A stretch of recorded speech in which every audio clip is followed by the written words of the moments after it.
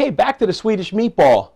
You know, everyone likes Italian meatballs, red sauce, but after a while, you kind of get tired of that. You want to make a meatball dish that your family will love, that'll change, the way they view ground beef and this international cuisine affair that we're trying to complete here.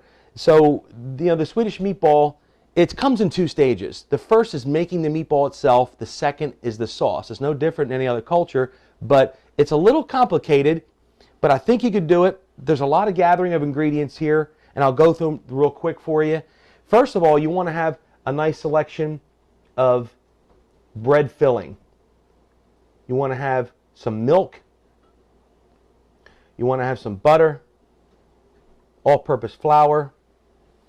We've got beef stock or bouillon base, soy sauce, heavy cream. We'll talk about Worcestershire sauce in a minute. Over here we've got 2 very critical spices, nutmeg, allspice, already prepared for you. We've got ground pork on the fatty side, and we've got ground beef, 80-20, one egg, 1 all-purpose white sweet onion, salt and pepper to taste, a couple pans, and some beef stock, and a little bit of frying pan there to render off some onions. We'll get started on how to do this. The first thing is you want to find the secret to a good Swedish meatball is the stuffing or the bread filling milky type base that you give the mixture, and I really think that adds to the tenderness of the meatball, and that starts with some good bread stuffing. In this case, I'm taking some stale bread from the deli, a day old, and I'm going to skin it, take all the crusty aspects off the bread. This will be a good portion of our initial mix.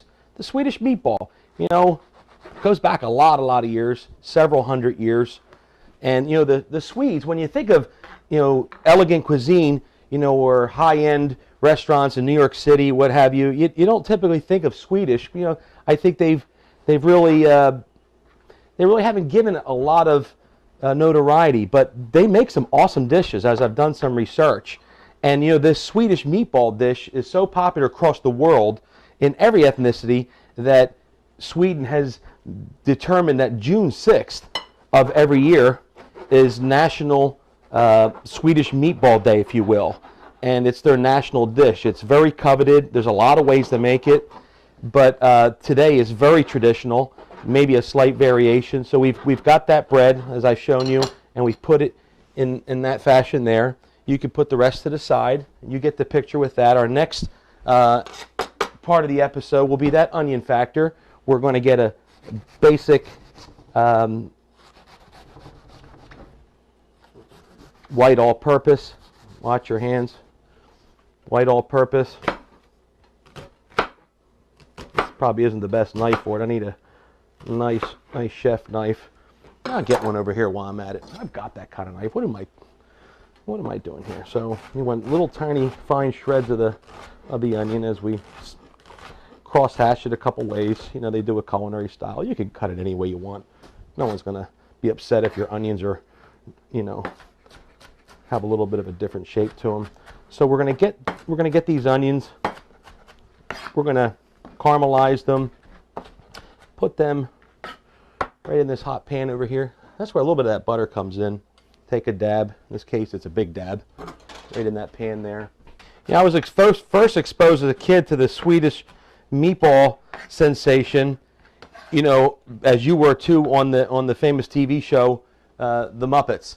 And there was the Swedish chef everybody remembers, and he talked in the Swedish brogue, if you will, or vernacular, and nobody could really understand him. And I didn't think it was poking fun at him. It was just comical the way they portrayed the Swedish culture. And this Swedish meatball scenario really didn't come to the Western people, we'll call it the States, until like the late 1960s. It came to the States in 2 ways. One, believe it or not, was the famous, I won't mention their names too much, but the famous do-it-yourself furniture assembling company that popped up all over the country in late 60s, early 70s, where you bought this Formica type furniture and you brought it home and it's like a modernized kit and you put it together. And believe it or not, they had like a promo because they were from Sweden, and they introduced the Swedish meatball as part of one of their marketing campaigns.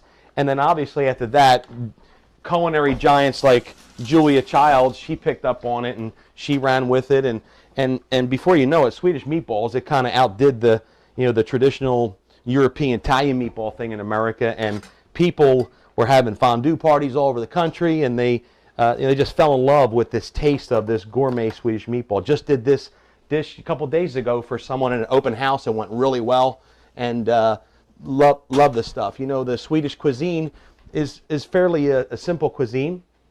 As we let those onions render off, we'll start to put together our mix. Our mix is going to consist of breadcrumb.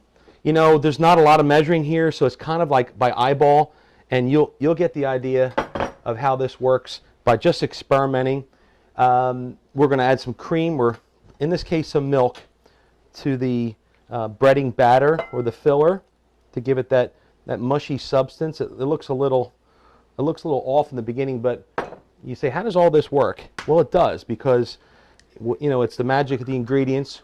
What you don't see sometimes is where all the secrets are.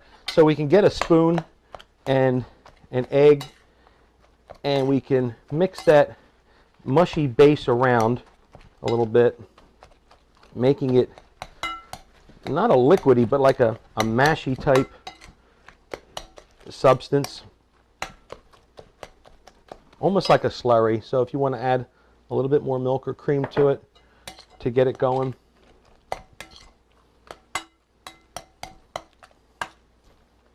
A lot of famous people came from Sweden. I don't know if you know that. We got the famed tennis player champion from the 80s, Bjorn Borg. I'm pronouncing his name probably incorrectly. We had the famous actress in the 50s, Anne Margaret. Ingrid Bergman was another one. But I think the most notable Swede that we would all relate to would be Alfred Nobel, the great engineer, scientist, what have you, from the 19th century, in which we get the Nobel Peace Prize. So there's a lot of great things that come out of Sweden. They even make cars over there. You know that? They got the Volvo and they got the Saab, or you call it the Saab, and two great cars. And they know what they're doing with the engineering, and they got a lot of culture. And it's something we all need to learn more about, because they're really undervalued as a culinary giant in the European world. And I like to experiment more with them and learn more about them, because we get so stuck on our little myopic world of how to cook, whether it's Latino or Italian or even French. We forget about the other cultures. So today is kind of like Swedish Day, and it's a great culture. So we've got the egg mixture, we've got the bread. Now we're going to add the beef. Here you want 80-20. You don't want real lean beef, 90-10, because you're defeating the purpose, because you're going to blend the pork, which is a fattier meat, into the beef to give it that real juicy effect. So in this case, I could put the whole, use your hands in this instance. There's no real cultured way to do this. I'm going to do it the sanitary way because my culinary chef is looking at me. You just gotta do it, and we're going to mix the pork in with it, which is 2-to-1 combination. 1 pound of beef to a half a pound of pork, and that'll get you the right mixture you're looking for. Then you're going to have to add your spices at this point. Your spices are going to be nutmeg. Comes from some kind of a seedy type plant, Central America. It's dried and killed. Nutmeg, about a half a teaspoon. Need to dry my hands there. Allspice. Interesting spice. I often wondered years ago, what is allspice? Is it just a bunch of spices all mixed together? No, it comes from a plant in Jamaica, believe it or not, and it's called the pimenta berry. And the pimenta berry grows on this green leafy bush or tree, and they dry this pimenta berry. And it was first discovered by Columbus on his second voyage to the Americas. And he brought it back to the Queen, if you will, and they dried it and they tried it and they just loved it. So they started calling it Jamaican pepper, and it's really got this unique flavor. Some people substitute the the allspice with the Middle Eastern spice, cardamom. And, you know, I think it's okay if you're from that region, but the allspice really is the traditional, and that's what you want to stick with. We need salt and pepper, obviously. Every good dish has a little bit of that. Cracked brown is pretty good. Cracked brown pepper. Then we're going to go into the not so pretty part, and that's the massaging of the product. If you find that your meatballs are a little too moist, maybe in this case they are, you can do one of two things. You can add more of those bread cubes, or you can add some bread crumb. Yeah, in this case, I think I've got a consistency. It's a little on the pasty side, so I want to add just a little bit of breadcrumb, just some general unseasoned breadcrumb to thicken it up some. You can spoon it at this point probably. There you go. It looks like it's cooperating a little bit. We're getting our pan ready here in the front for the second tier of the meatball configuration. The next ingredient to add is going to be the caramelized onions right in the mix with your ground beef and your pork mixture. Oops, a little stove action going on there. Mix that through nice. You want that caramelized onion juice mix in real good.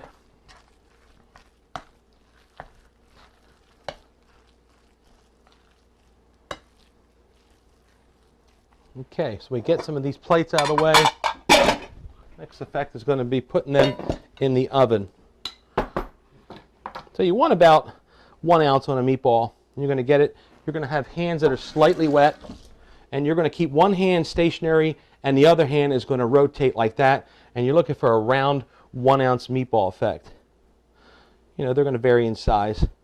So now you want to make this for dinner and you want to put it over some wide mouth noodles. Way to go. I'm making this right now as a kind of an appetizer, but in a dinner fashion. It'll be served with a side dish, and typically in the Swedish culture they eat a lot of potatoes. It wasn't until the 1950s that rice and pasta and things like that were introduced to the Swedish people in bulk, if you will, or in mass. You know, but a lot of potatoes. They use a lot of berries in their cooking, a lot of cream, lots of wild game. They do wonderful things with wild reindeer, believe it or not.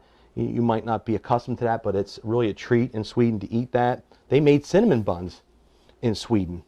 That's where they originated from. The word smorgasbord in the food world comes from Sweden. You know, a lot of great things come from this country, and we kind of underestimate the historical culinary value of Sweden.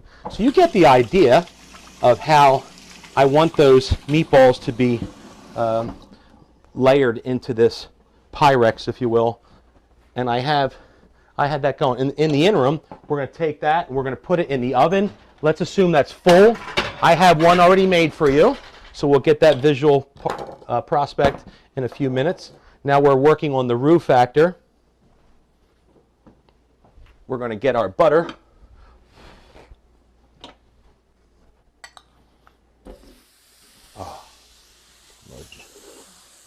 We're going to get our butter.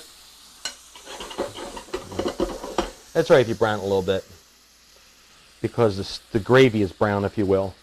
No one's going to be upset, oh, my gravy isn't quite as opaque as I'd like it to be. I never heard that before. A whisk would be in fashion here at this point. Use stainless steel in this process. Don't use a non-stick pan and put metal objects in there. That wouldn't be too good. Something, just add a little bit more butter. You can hold that little butter stick there, work it around.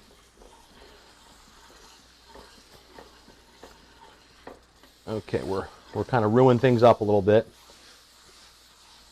Just depends on how thick you want it. It's about the consistency you're looking for, maybe just a little bit more. Work it around. Work it around and shake your pan a little bit. Doesn't hurt to do that.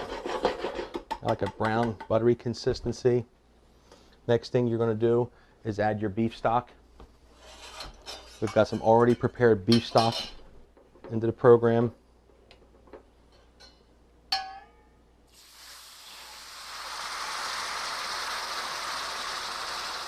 Just add a little bit of time as you need it. Thicken it or thin it. Let it reduce some. In this case, I want to bring a little bit more into the picture. I want my meatballs to really be covered in this brown gravy. Okay. A lot of conjecture over the next ingredient. Some people say Worcestershire sauce from the old country. I'm finding out a lot that the soy sauce, just a little bit, maybe a half a teaspoon, is in order. The soy sauce is rather authentic for the Swedish traditional meatball.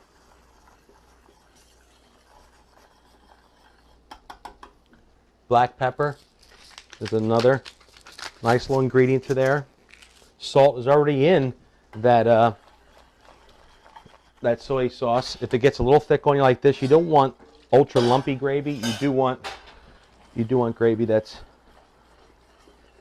movable. And last but not least, as a colorful thickening agent, a little bit of heavy cream. Let that reduce up. Now we're getting that pretty caramel looking gravy that's going to solidify your dish. And as that's working down to its final stages, I want to pull out my pre-made meatballs, Swedish style, that we already have right here. I've cooked them off a little earlier for you. We can gently work them into our base gravy here. Keep the meatball fat out of it, because I find that it makes it too oily. You're going to let them simmer just a little bit. Makes a great party dish, fondue type thing with those long skinny forks and the warmers. You can make them even a little smaller if you're trying to keep the portions low. And as that simmers, we're almost into our final stages of serving up this great dish. You know, I'm going to remove some of this stuff here. Wipe down my counter. Get my plate ready for that. Swedish meatballs, they really are a treat. I'm so grateful that you could join me on this episode, and I'm going to put it together and show you how to do it traditional style in Sweden. Now typically they have potatoes, so I've got some golden buttered potatoes here with that Swedish meatball. I've got the golden butter potatoes garnished with a little bit of dill, fresh dill.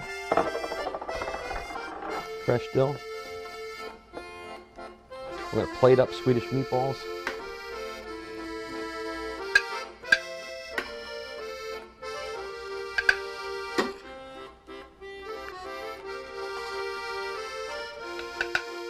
Oh my, aren't they just lovely? These will be the talk of your party. You give these to somebody who never had them before, they'll come back and they'll like you. And to finalize it, I've got some lingonberry sauce, if you will, that's typical in this dish and traditional, and it's served a lot sometimes with pickled cucumber, which I've neglected to make for you today because of our time restraints. But I'm going to try one of these meatballs and see how they did in this luscious, creamy brown gravy. Oh, the kids are going to love them. You're just going to want to stay home and dip your bread in it, have these lovely potatoes. And what a hearty meal. I thank God for the Swedish people who give us this great tradition. I'm glad that you came by today and took a look on how to make this simple dish. It takes about 20 minutes, half hour, very economical, and you should add this to your cooking repertoire. This is Mario from the Newburg Deli. I'm so glad you came. I look forward to seeing you next time for another great dish or appetizer or something to wow your guests next time. All the best to you. God bless. You take care.